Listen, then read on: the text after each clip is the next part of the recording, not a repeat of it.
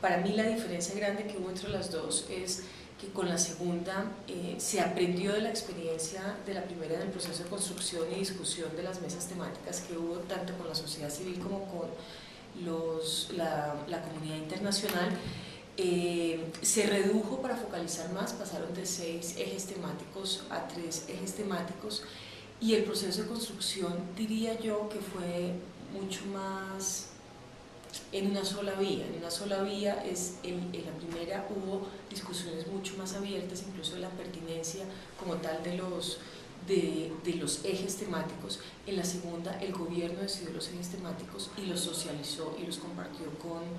tanto con la comunidad internacional como con la sociedad civil. El planteamiento inicial era que de esos 6 ejes temáticos se pasaba a 3, no que se eliminara ninguno de los anteriores, sino que se agrupaban de forma diferente. Hubo una reacción, no diría yo de descontento, pero sí hubo descontento por parte de la sociedad civil y de la comunidad internacional, y más de desconcierto de cómo se había tomado la decisión que de esos 6 se pasaban a 3 y cómo se habían agrupado. No sé si era pertinente o no, pero el gobierno lo que sí había decidido en ese momento es que la cooperación era un espacio que se había abierto con la sociedad civil,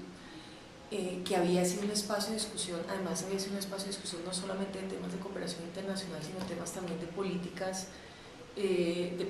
públicas, aunque se había reiterado en una y otra ocasión que una cosa era la cooperación internacional, otra eran las políticas públicas. Realmente el espacio de discusión pues no se podía discutir lo uno sin lo otro. El gobierno reiteró que solamente está dispuesto a discutir cooperación, que no está dispuesto a discutir políticas públicas,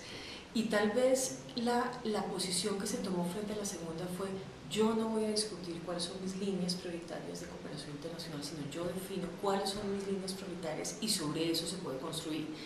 Entonces, si fue pertinente o no, yo creo que fue parte del proceso y parte pues, de la posición que se tenía como gobierno en ese momento, pero claramente no hubo una convocatoria abierta a decidir cuáles eran los bloques temáticos o cuáles eran las líneas prioritarias, sino el gobierno dijo: yo defino cuáles son mis líneas prioritarias y sobre eso estoy dispuesto a construir, pero no estoy dispuesto a que se defina o que la comunidad internacional o la sociedad civil defina cuáles son mis líneas prioritarias.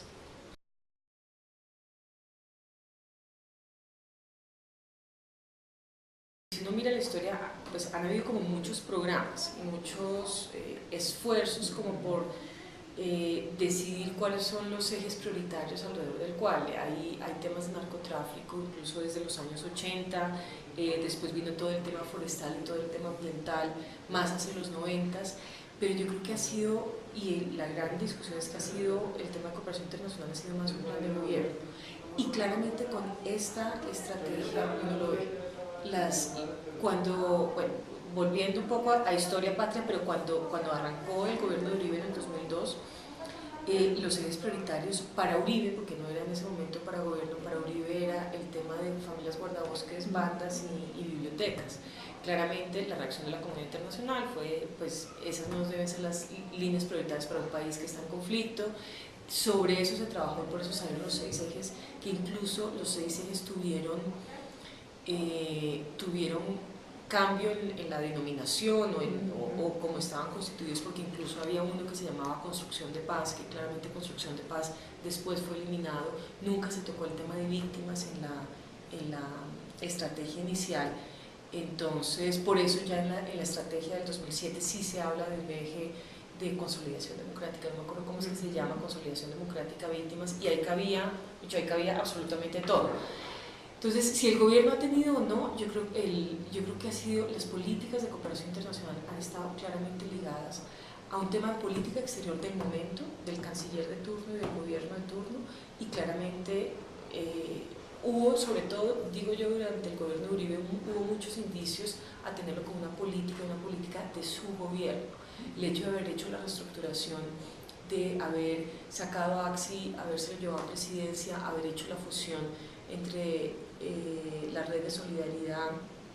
Plan Colombia, AXI, y haber hecho esa alta consejería, era un indicio de decir: yo quiero la cooperación acá y la quiero también para mis planes de gobierno. Entonces,